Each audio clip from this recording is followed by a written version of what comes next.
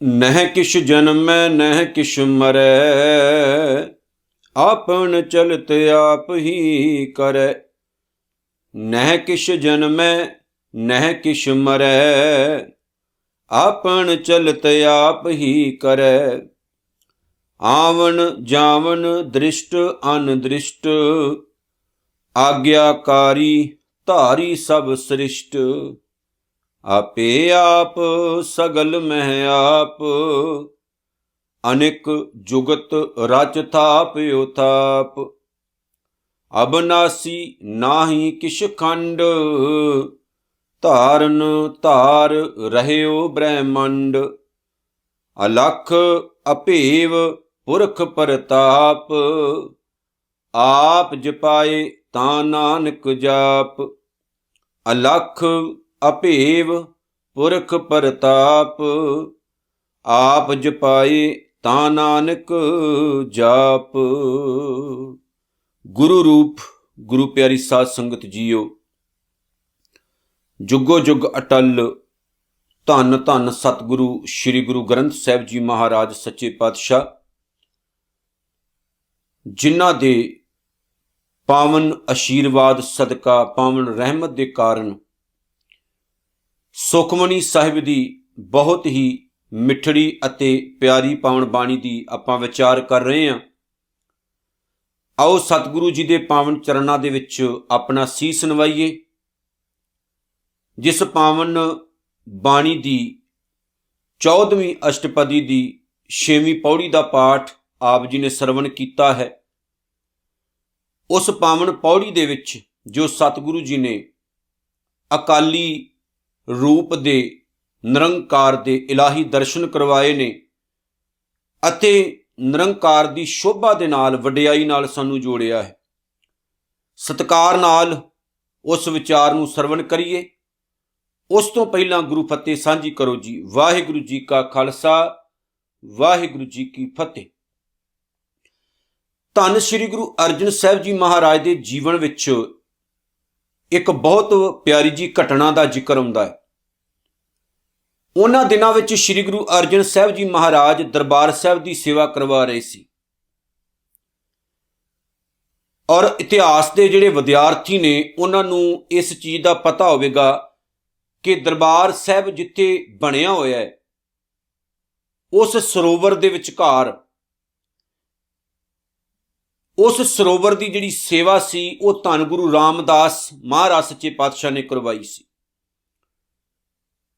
और डिवेलप जिहड़ा है उन्होंने 5वें पातशाह श्री गुरु अर्जन साहिब महाराज ने किया। ते गुरु साहिब के हुक्म अनुसार ही उस सरोवर के सेंटर विच दरबार साहिब वर्गी बहुत ही प्यारी इमारत तैयार करवाई गई, जिहड़ा कि अज सिख कौम का केंद्री स्थान मन्निया जाता है। उस पावन घर की सेवा हो रही सी कि गुरु साहिब के पास एक ऐसा इंसान आया जिहदी शक्ल तो सूरत तो यह लगता सी भी ये रब के घर का भगत है, दरवेश है। सतगुरु जी के पावन चरणों के विच जदों वो पहुंचिया, क्योंकि उन्हें गुरु अर्जन साहिब के घर की वडियाई बड़ी सुनी सी भी जिहड़ा इंसान इत्थे एक बार पहुंच जाता है उहदे उत्ते बड़ियां रहमतां होंदियां ने और ये घर जुड़िया होया लोकां दा घर है, रब नूं प्रेम करन वालियां दा घर है। इस घर दे विच न्याय हुंदा है, सच अते हक की आवाज़ बुलंद की जाती है। और गुरु अर्जन साहिब महाराज की वडियाई सुन के शोभा सुन के पहुंच गया। गुरु अर्जन साहिब जवानी विच सन, भर जवानी विच सन, ते लेकिन वो जिहड़ा इंसान आया वो काफ़ी बजुर्ग सी। जदों उन्हें गुरु अर्जन साहिब महाराज के दर्शन किए ना तां उहदे मन विच कोई शंका आ गई। एक तां गल ये बैठ गई भी ये नौजवान है, नंबर 2 उहदे दिमाग 'च ये आ गया भगत किद्दां हो सकते हैं, ये तां कारोबारी लगते हैं, बिजनसमैन लगते हैं। क्योंकि गुरु साहब अपने हत्थी काम करवा रहे सी, गाइडेंस दे रहे सी भी इत्थों इट्टां चक्को उत्थे रखो, ऐदां दा चूना लाओ, ऐदां करो औदां करो। सतगुरु जी ना आप सारा काम बड़ी तनदेही दे नाल करवा रहे सन और बिल्कुल मशरूफ सन, रुझे हुए सन। ਹੁਣ ਉਹ ਜਿਹੜਾ ਦਰਸ਼ਨ ਕਰਨ ਵਾਸਤੇ ਇਨਸਾਨ ਆਇਆ ਸੀ ਰੱਬੀ ਭਗਤ, ਉਹਦੇ ਦਿਮਾਗ ਵਿੱਚ ਕੁਝ ਐਸੀਆਂ ਗੱਲਾਂ ਬਹਿ ਗਈਆਂ ਤੇ ਉਹਨੇ ਨਾ ਇੱਕ ਸਿੱਖ ਦੇ ਨਾਲ ਸ਼ੇਅਰ ਵੀ ਕਰ ਦਿੱਤੀਆਂ। ਕਹਿੰਦਾ ਗੁਰੂ ਅਰਜਨ ਸਾਹਿਬ ਕੌਣ ਹੈ? ਤੇ ਸਿੱਖ ਨੇ ਕਿਹਾ ਉਹ ਸਾਹਮਣੇ ਜੋ ਦਿਸ ਰਹੇ ਨੇ ਉਹ ਗੁਰੂ ਅਰਜਨ ਸਾਹਿਬ ਮਹਾਰਾਜ ਹੈ। ਉਹ ਕਹਿੰਦਾ ਗੁਰੂ ਅਰਜਨ ਸਾਹਿਬ ਇਹ ਗੁਰੂ ਨਾਨਕ ਦੀ ਗੱਦੀ ਦੇ ਵਾਰਸ ਹੈ? ਉਹ ਕਹਿੰਦੇ ਹਾਂ। ਕਹਿੰਦੇ ਇਹ ਤਾਂ ਕੋਈ ਆਮ ਜਿਹਾ ਬੰਦਾ ਜਪਦਾ ਹੈ। ਇਦਾਂ ਬੋਲੇ ਵੀ ਇਹ ਤਾਂ ਕੋਈ ਆਮ ਜਿਹਾ ਇਨਸਾਨ ਲੱਗਦਾ, ਇਹ 'ਚ ਰੱਬ ਵਾਲੀ ਤਾਂ ਕੋਈ ਗੱਲ ਦਿਸਦੀ ਨਹੀਂ। ਕਿੰਨੀ ਭੱਜ ਦੌੜ ਵਿੱਚ ਲੱਗੇ ਹੋਏ ਹੈ। ਉਹ ਸਿੱਖ ਜਿਹੜਾ ਨਾ ਉਹਨੇ ਹੱਸ ਕੇ ਮੁਸਕਰਾ ਕੇ ਉਹਨੂੰ ਕਿਹਾ ਕਿ ਆਓ ਮੈਂ ਤੁਹਾਨੂੰ ਗੁਰੂ ਅਰਜਨ ਸਾਹਿਬ ਨਾਲ ਮਿਲਾਉਣਾ। ਹੁਣ ਗੁਰੂ ਅਰਜਨ ਸਾਹਿਬ ਨੂੰ ਮਿਲਣ ਦੇ ਲਈ ਕਿਸੇ ਅਪਾਇੰਟਮੈਂਟ ਦੀ ਤਾਂ ਲੋੜ ਨਹੀਂ ਸੀ, ਜਿੱਦਾਂ ਅੱਜ ਤੁਸੀਂ ਬਾਬਿਆਂ ਨੂੰ ਸਿੱਧਾ ਨਹੀਂ ਜਾ ਕੇ ਮਿਲ ਸਕਦੇ। ਉਹਦੇ ਲਈ ਪਹਿਲਾਂ ਟਾਈਮ ਲੈਣਾ ਪੈਂਦਾ, ਫਿਰ ਜਾ ਕੇ ਸੇਵਕਾਂ ਨੂੰ ਮਿਲਣਾ ਪੈਂਦਾ ਉਹਨਾਂ ਦਿਆਂ ਨੂੰ, ਫਿਰ ਜਾ ਕੇ ਗਾਂਹ ਜਾ ਕੇ ਬੰਦੇ ਦੀ ਮੁਲਾਕਾਤ ਹੁੰਦੀ ਹੈ। ਲੰਮੀਆਂ ਚੌੜੀਆਂ ਕਹਾਣੀਆਂ ਅੱਜ ਦੇ ਬਾਬਿਆਂ ਦੀਆਂ। ਲੇਕਿਨ ਸਾਡਾ ਬਾਬਾ ਇਦਾਂ ਦਾ ਨਹੀਂ ਸੀ ਜੋ ਅਸਲ ਬਾਬਾ ਸੀ। ਗੁਰੂ ਅਰਜਨ ਸਾਹਿਬ ਮਹਾਰਾਜ ਸੱਚੇ ਪਾਤਸ਼ਾਹ ਦੇ ਕੋਲ ਸਿੱਖ ਲੈ ਕੇ ਗਿਆ। ਉਹਨੇ ਜਾ ਕੇ ਸਤਿਗੁਰੂ ਸੱਚੇ ਪਾਤਸ਼ਾਹ ਨੂੰ ਹੱਥ ਜੋੜ ਕੇ ਨਮਸਕਾਰ ਕੀਤੀ। ਸ਼੍ਰੀ ਗੁਰੂ ਅਰਜਨ ਸਾਹਿਬ ਜੀ ਮਹਾਰਾਜ ਨੂੰ ਨਮਸਕਾਰ ਕਰਕੇ ਤਾਂ ਬੈਠ ਗਿਆ। ਉਹਨੇ ਗੁਰੂ ਅਰਜਨ ਸਾਹਿਬ ਮਹਾਰਾਜ ਵੱਲ ਵੇਖਿਆ ਤੇ ਸਤਿਗੁਰੂ ਜੀ ਮੁਸਕਰਾ ਰਹੇ ਸੀ। ਸਤਿਗੁਰੂ ਨੇ ਪੁੱਛਿਆ ਵੀ ਕੀ ਹਾਲ ਹੈ, ਠੀਕ ਠਾਕ ਹੋ, ਕਿੱਥੋਂ ਆਏ? ਉਹਨੇ ਦੱਸਿਆ। ਉਹਨੇ ਇਹ ਵੀ ਗੱਲ ਕਹੀ ਵੀ ਮੈਂ ਤੁਹਾਡੇ ਦਰਸ਼ਨ ਕਰਨ ਵਾਸਤੇ ਆਇਆ, ਲੇਕਿਨ ਮੇਰੇ ਮਨ 'ਚ ਇੱਕ ਸ਼ੰਕਾ ਬਹਿ ਗਈ, ਕਿਉਂਕਿ ਜਿਸ ਤਰ੍ਹਾਂ ਤੁਸੀਂ ਭੱਜ ਦੌੜ ਵਿੱਚ ਲੱਗੇ ਹੋਏ ਹੋ, ਮੈਨੂੰ ਲੱਗਦਾ ਨਹੀਂ ਕਿ ਤੁਸੀਂ ਗੁਰੂ ਨਾਨਕ ਦੀ ਗੱਦੀ ਦੇ ਯੋਗ ਵਾਰਸ ਹੋ। ਸ਼੍ਰੀ ਗੁਰੂ ਅਰਜਨ ਸਾਹਿਬ ਜੀ ਹੱਸ ਕੇ ਕਹਿੰਦੇ ਨੇ, ਕਿਉਂ, ਸਾਡੇ ਵਿੱਚ ਕਿਹੜੀ ਖਾਮੀ ਹੈ? ਉਹ ਕਹਿੰਦੇ ਤੁਹਾਨੂੰ ਤਾਂ ਭੱਜ ਦੌੜ ਹੀ ਬੜੀ ਪਈ ਹੋਈ ਹੈ। ਭਗਤ ਇੱਦਾਂ ਦੇ ਥੋੜ੍ਹੀ ਹੁੰਦੇ, ਭਗਤ ਤਾਂ ਰੁੱਝੇ ਹੁੰਦੇ, ਬਿਲਕੁਲ ਨਾਮ ਦੇ ਵਿੱਚ ਮਸਤ। ਗੁਰੂ ਅਰਜਨ ਸਾਹਿਬ ਜੀ ਮਹਾਰਾਜ ਕਹਿੰਦੇ ਨੇ ਕੀ ਉਹਨਾਂ ਨੂੰ ਭਗਤ ਕਹਿੰਦੇ ਨੇ? ਜਿਨ੍ਹਾਂ ਦੀਆਂ ਅੱਖਾਂ ਬੰਦ ਹੋਣ ਤੇ ਉਹਨਾਂ ਦੀਆਂ ਅੱਖਾਂ ਦੇ ਸਾਹਮਣੇ ਕਿਸੇ ਦੀ ਧੀ ਭੈਣ ਦੀ ਇੱਜ਼ਤ ਲੁੱਟੀ ਜਾ ਰਹੀ ਹੋਵੇ, ਉਹ ਕਹਿਣ ਅਸੀਂ ਮਾਲਾ ਫੜ ਕੇ ਬੈਠੇ ਬੰਦਗੀ ਕਰਨੀ। ਉਹ ਭੋਰਿਆਂ 'ਚ ਬੈਠੇ ਹੋਣ, ਗੁਫਾਵਾਂ ਵਿੱਚ ਬੈਠੇ ਹੋਣ, ਉਹ ਹਿਮਾਲਿਆ ਪਰਬਤ 'ਤੇ ਬੈਠੇ ਹੋਣ, ਦੁਨੀਆ ਤੋਂ ਵੱਖਰੇ ਹੋਣ, ਉਹ ਭਗਤ ਹੁੰਦੇ ਨੇ? ਨਹੀਂ। ਪਰ ਸਾਡੀ ਬਾਣੀ ਵਿੱਚ ਤਾਂ ਲਿਖਿਆ ਗਿਆ, ਨਾਮਾ ਮਾਇਆ ਮੋਹਿਆ ਕਹੇ ਤਲੋਚਨ ਮੀਤ।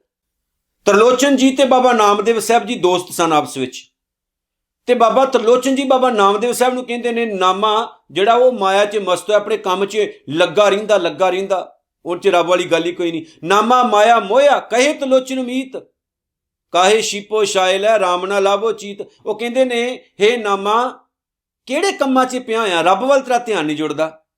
ਤੇ ਬਾਬਾ ਜੀ ਅੱਗੋਂ ਜਵਾਬ ਦਿੰਦੇ, ਨਾਮਾ ਕਹੇ ਤਲੋਚਨ, ਕਹਿੰਦੇ ਮੇਰੇ ਦੋਸਤ ਧਿਆਨ ਨਾਲ ਸੁਣ ਤਲੋਚਨ, ਨਾਮਾ ਕਹੈ ਤਲੋਚਨਾ ਮੁਖ ਤੇ ਰਾਮ ਸੰਭਾਲ, ਹਾਥ ਪਾਉ ਕਰ ਕੰਮ ਸਭ ਚੀਤ ਨਿਰੰਜਨ ਨਾਲ।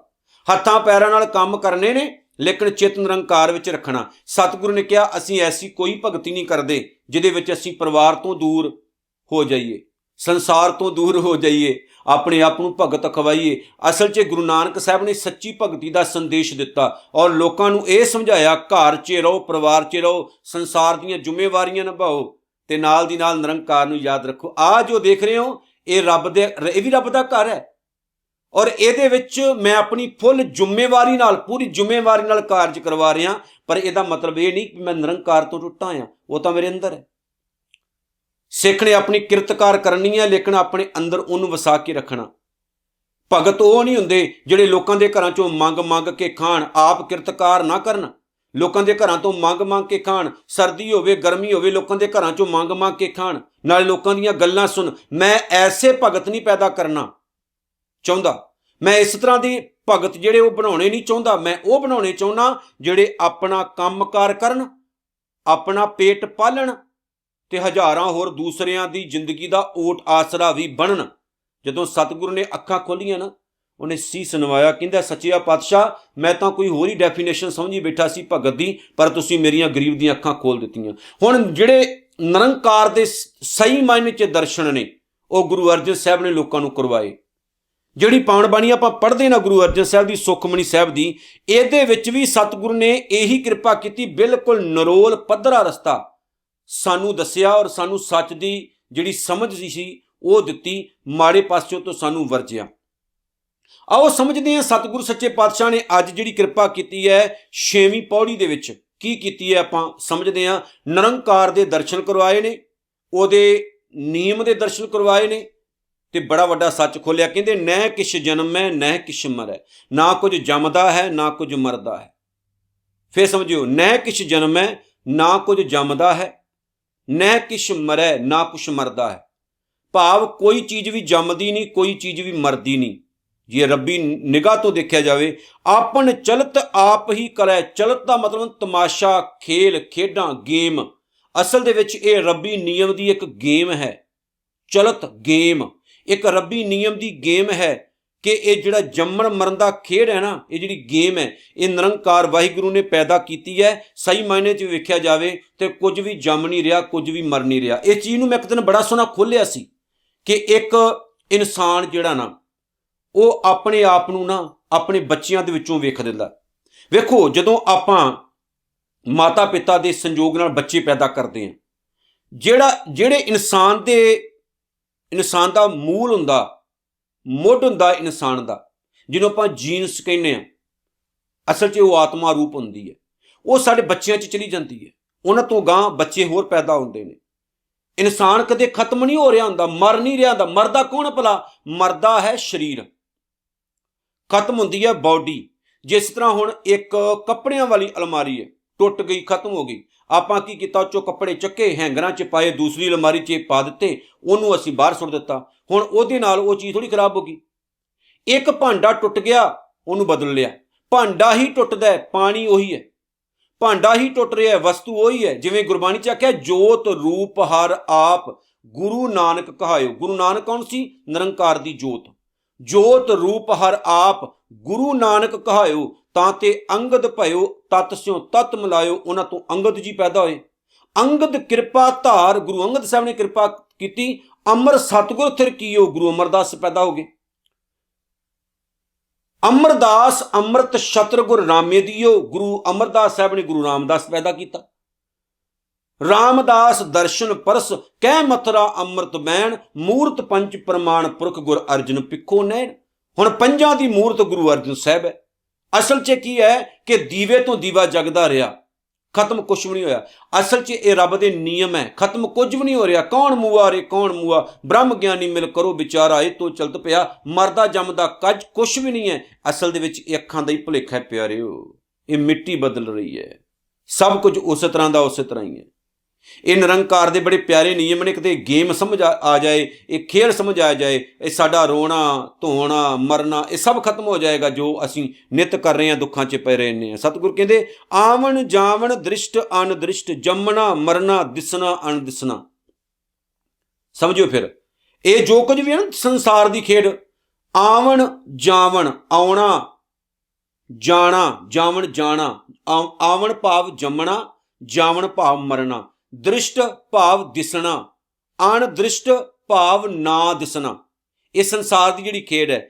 ਆਗਿਆਕਾਰੀ ਧਾਰੀ ਸਭ ਸ੍ਰਿਸ਼ਟ, ਆ ਜਿਹੜੀ ਸ੍ਰਿਸ਼ਟੀ ਹੈ ਜਿਹਦੇ ਵਿੱਚ ਸਭ ਕੁਝ ਹੋ ਰਿਹਾ। ਆ ਰਹੇ ਹਾਂ, ਜਾ ਰਹੇ ਹਾਂ, ਭਾਵ ਜੰਮ ਰਹੇ ਹਾਂ, ਮਰ ਰਹੇ ਹਾਂ, ਦਿਸ ਰਹੇ ਹਾਂ, ਅਣਦਿਸ ਰਹੇ ਹਾਂ, ਭਾਵ ਜੋ ਕੁਝ ਵੀ ਹੈ। ਸਤਿਗੁਰੂ ਸੱਚੇ ਪਾਤਸ਼ਾਹ ਕਹਿੰਦੇ ਇਹ ਸਾਰਾ ਸੰਸਾਰ, ਫਿਰ ਸਮਝਿਓ, ਆਗਿਆਕਾਰੀ ਧਾਰੀ ਸਭ ਸ੍ਰਿਸ਼ਟ, ਧਾਰੀ ਭਾਵ ਟਿਕਾਉਣੀ, ਭਾਵ ਕਿ ਸਾਰੀ ਸ੍ਰਿਸ਼ਟੀ ਨੂੰ ਰੱਬ ਨੇ ਟਿਕਾਇਆ ਹੋਇਆ ਇੱਕ ਜਗ੍ਹਾ ਤੇ ਸਾਰੀ ਜਿਹੜੀ ਸ੍ਰਿਸ਼ਟ ਹੈ ਨਿਰੰਕਾਰ ਦੀ, ਉਹ ਪਰਮਾਤਮਾ ਦੀ ਆਗਿਆ 'ਚ ਕੰਮ ਕਰ ਰਹੀ ਹੈ, ਉਹਦੀ ਆਗਿਆ ਵਿੱਚ ਤੁਰ ਰਹੀ ਹੈ। ਆਗਿਆ ਤੋਂ ਬਾਹਰ ਕੁਝ ਵੀ ਨਹੀਂ ਹੈ।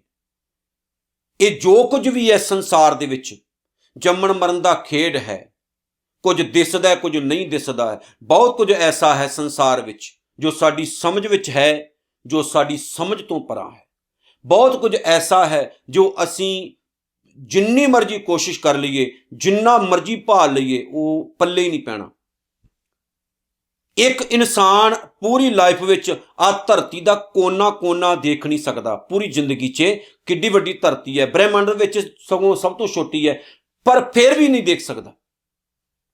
ਨਿਰੰਕਾਰ ਨੇ ਇੰਨਾ ਕੁਝ ਪੈਦਾ ਕੀਤਾ, ਤੇ ਜੋ ਕੁਝ ਵੀ ਪੈਦਾ ਕੀਤਾ, ਇਹ ਸਾਰੀ ਸ੍ਰਿਸ਼ਟੀ ਨੂੰ, ਕੱਲੀ ਇਹ ਧਰਤੀ ਦੀ ਗੱਲ ਨਹੀਂ, ਸਾਰੀ ਸ੍ਰਿਸ਼ਟੀ ਜਿਹੜੀ ਆ ਉਹਨੇ ਆਪਣੇ ਨਿਯਮ, ਆਪਣੇ ਹੁਕਮ ਵਿੱਚ ਟਿਕਾਈ ਹੋਈ। ਪਰ ਕਮਬਖਤ ਬੰਦਾ ਐਸਾ ਹੈ ਜਿਹੜਾ ਉਹਦੇ ਹੁਕਮ ਦੇ ਵਿੱਚ ਤੁਰਨਾ ਨਹੀਂ ਚਾਹੁੰਦਾ, ਔਰ ਰੱਬ ਵਿੱਚ ਵੀ ਖਾਮੀਆਂ ਲੱਭਦਾ, ਉਹਦੇ ਹੁਕਮ ਵਿੱਚ ਤੁਰਨਾ ਨਹੀਂ ਚਾਹੁੰਦਾ। ਗੁਰੂ ਬਾਣੀ ਕੀ ਕਹਿੰਦੀ ਹੈ ਕਿ ਆਪਾਂ ਦੁਖੀ ਪਤਾ ਕਿਉਂ ਆ? ਕਿਉਂਕਿ ਅਸੀਂ ਉਹਦੇ ਹੁਕਮ ਨੂੰ ਨਹੀਂ ਮੰਨਦੇ।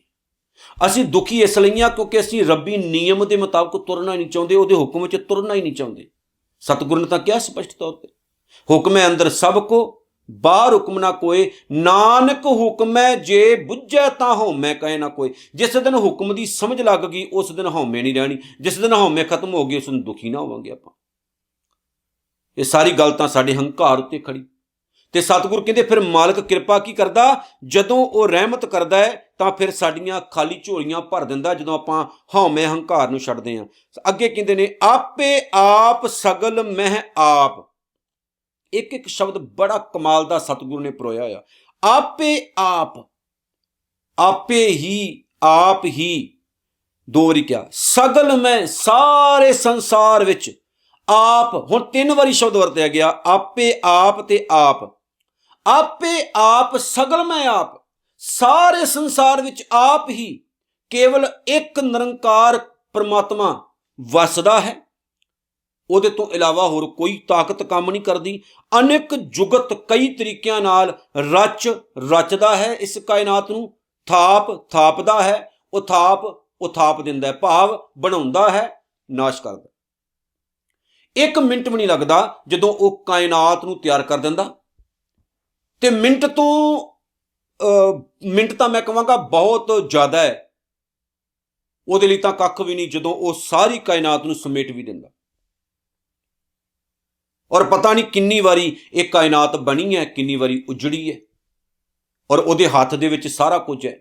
हुण सतगुरु ने समझाया कि बंदे इन्ना हंकार करना चंगा नहीं हुंदा, तू इन्ना कू है, इन्ना कू छोटा जिहा। लेकिन आपां हंकार बहुत करदे हां, और हंकार दे वस विच आके आपां इह कहने भी आपां सब कुछ कर रहे हां, साडा कीता सब कुछ हो रहा। जिवें एक दिन एग्जाम्पल दित्ती सी ना कि जिहड़ी कोड़ किली हुंदी, छत नूं चंबड़ी हुंदी ना, उहनूं कमली नूं पूरी जिंदगी ये भुलेखा ही लगा रहिंदा भी मैं छत चक्की हुई, भी मैं छत चक्की हुई। पर कमलिए छत तूं नहीं चक्की, छत करके तूं है। वे कुक्कड़ नूं हुण भुलेखा पै जे, कुक्कड़ नूं भुलेखा पै जाए भी मैं बांग देना तां दिन चढ़दा, फिर तां कमलिए मारदा ना। असल दे विच भुलेखा दूर होना चाहिए। तेरे बांग दिन नाल सूरज नहीं चढ़ रहा, दिन नहीं चढ़ता। दिन चढ़दा ते तां तूं बांगा देना। बंदे नूं इह भुलेखा है भी मेरे कीते दुनिया चल रही है, मैं कर रहा तां संसार चल रहा। पर असल दे विच इह भुलेखा ही रह जांदा, साडी औकात कख भी नहीं है। आपां तां जिवें गुरबाणी कहंदी ना, माटी को पूतरा कैसे नचत है, देखै देखै सुणै बोलै दौड़ियो फिरत है। आपां असल विच वेख्या जावे ना ते आपां मिट्टी दे पुतले हां, आपां दौड़े फिरदे आसे पासे, आपां कहने भी आपां कर रहे हैं, आपां कर रहे हैं, साडे किते कुछ भी नहीं हुंदा, साडी औकात ही कख नहीं है। साडे वर्गे पता नहीं होर किन्ने परमात्मा ने पैदा कीते। साडा सुभाਅ की है, असीं एवें टपूसियां मारदे रहिंदे आ, पर निरंकार बहुत महान है, बहुत वड्डा है। जे ओनू समझ गए ना उहदे नियम नूं ते कदे जिंदगी 'च दुखी नहीं होवोगे। सतगुरु कहंदे अबनाशी नाही किछ खंड। वो निरंकार वाहिगुरु आप अबनाशी है, भाव नाश ना होण वाला, जिहड़ा कदे नाश ना होवे, जिहड़ा कदे खत्म ना होवे। ते उस निरंकार वाहिगुरु नूं कदे कोई नाश कर भी नहीं सकदा।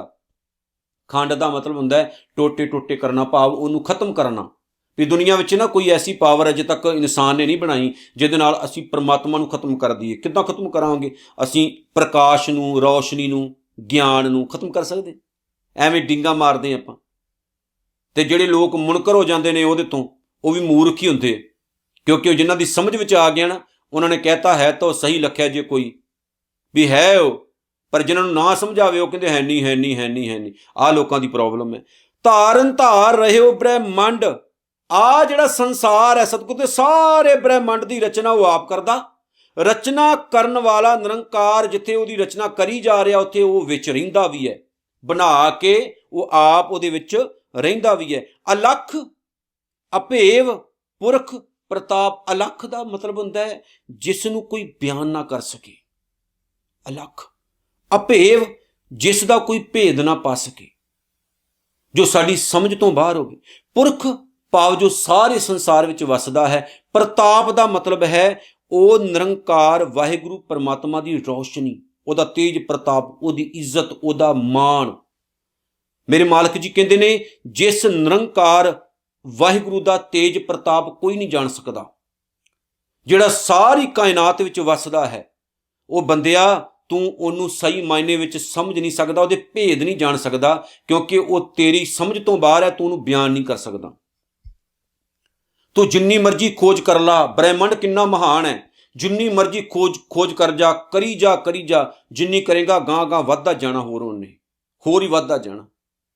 ਤੂੰ ਉਹਨੂੰ ਨਹੀਂ ਸਮਝ ਸਕਦਾ। ਬਸ ਮੈਂ ਤਾਂ ਇਹ ਗੱਲ ਕਹਿਣਾ ਨਾ ਵੀ ਹਾਥੀ ਜੋੜੇ ਜਾ ਸਕਦੇ, ਹੱਥ ਜੋੜੋ ਕਿ ਮਾਲਕਾ ਐਵੇਂ ਆਪਾਂ ਹੰਕਾਰ ਵਿੱਚ ਆ ਕੇ ਬਹੁਤੀਆਂ ਡੀਂਗਾਂ ਨਾ ਮਾਰਦੇ ਰਹੀਏ, ਸਾਨੂੰ ਆਪਣੇ ਚਰਨੀ ਲਾ, ਆਪਣੇ ਦਾਸ ਬਣਾ, ਸਮਝ ਦੇ ਕਿ ਆਪਾਂ ਨਾ ਤੇਰੇ ਚਰਨਾਂ ਵਿੱਚ ਲੱਗ ਕੇ ਤੇ ਸੱਚੇ ਮਾਰਗ ਉੱਤੇ ਤੁਰਨ ਜੋਗੇ ਹੋ ਜਾਈਏ। ਅਖੀਰ 'ਚ ਕਹਿੰਦੇ ਨੇ ਆਪ ਜਪਾਏ, ਜੇ ਉਹ ਆਪ ਕਿਰਪਾ ਕਰੇ ਕਿਸੇ ਇਨਸਾਨ ਉੱਤੇ, ਉਹਦੇ ਕੋਲੋਂ ਆਪਣਾ ਸਿਮਰਨ, ਆਪਣੇ ਗੁਣ ਕਰਵਾਏ ਜਾਂ ਕਰਵਾਉਣਾ ਚਾਹੇ, ਤਾਂ ਨਾਨਕ ਜਾਪ, ਤੇ ਤਾਂ ਹੀ ਇਨਸਾਨ ਉਹਦੇ ਸਿਮਰਨ ਵੱਲ, ਉਹਦੀ ਬੰਦਗੀ ਵੱਲ ਜੁੜ ਸਕਦਾ। ਇੱਥੇ ਬੰਦੇ ਨੂੰ ਇਹ ਸਮਝਾਇਆ ਹੰਕਾਰ ਨਾ ਕਰੀ।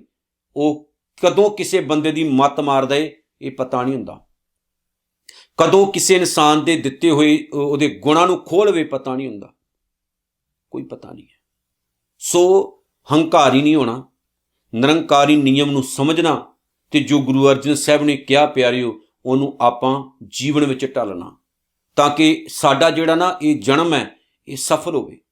ਅਸੀਂ ਆਪਣੇ ਜਨਮ ਨੂੰ ਬੇਕਾਰ ਕਰਕੇ, ਅਸਫਲ ਕਰਕੇ ਨਾ ਜਾਈਏ, ਕੁਝ ਸਫਲ ਕਰਕੇ ਜਾਈਏ, ਕੁਝ ਸਿੱਖ ਕੇ ਜਾਈਏ, ਕੁਝ ਸਿਖਾ ਕੇ ਜਾਈਏ, ਕੁਝ ਇੱਦਾਂ ਦੇ ਬੀਜ ਕੇ ਜਾਈਏ ਜਿਨ੍ਹਾਂ ਤੋਂ ਫੁੱਲ ਪੈਦਾ ਹੋਣ, ਜੋ ਸੰਸਾਰ ਨੂੰ ਖੁਸ਼ਬੂ ਦੇਣ।